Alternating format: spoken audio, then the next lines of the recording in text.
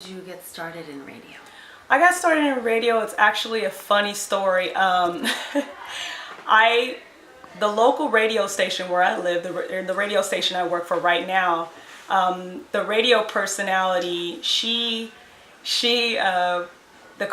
radio personality before me, I took her time slot actually. She said on the air something really funny. She said that Kanye West had got shot in the face, and I called her up because I listened to the station. I called her up and I said, no, that wasn't Kanye West. 50 Cent was shot in the face. Kanye West was actually in an accident. So after that, she said, well, why don't you come on down for the cattle call that we're having?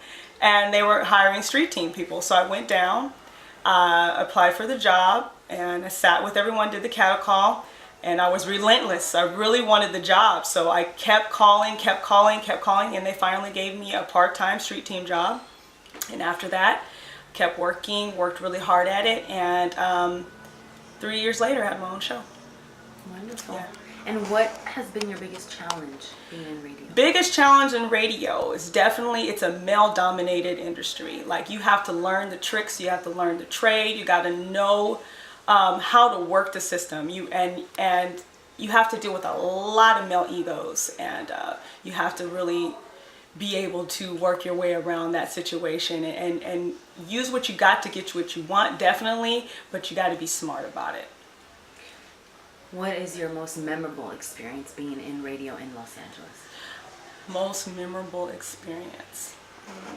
Most memorable experience, that's a tough question. I've had a lot of great experience.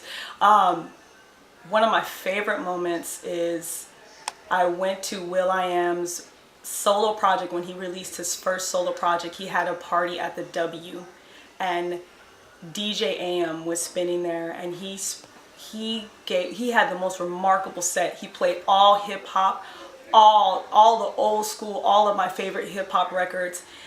All the DJs that were there were dancing. It was amazing. It was the first time I actually met DJ AM, and my sister and I, we were really dancing, really just having a good time. And I went up to him after and I said, thank you for playing all that music, and he actually bowed to me. And that was one of the most amazing moments. And to know, everyone has a DJ AM story. Everyone has a story about him, and that's my DJ AM story. And I really treasure that moment. Got a picture too. Nice. And how would you describe your character, your personality? What, people outside of radio that know you on a personal basis, what would they say about you? I am a really outgoing, fun-loving person. I like to have a good time. I'm fearless.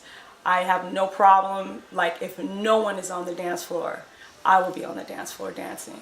I'll dance. I have no fear of dancing alone. I stand on my own. I've always done whatever I wanted to do and when I wanted to do it. That's the one thing that my grandma's always said about me. Allie, nobody's ever been able to tell you what to do.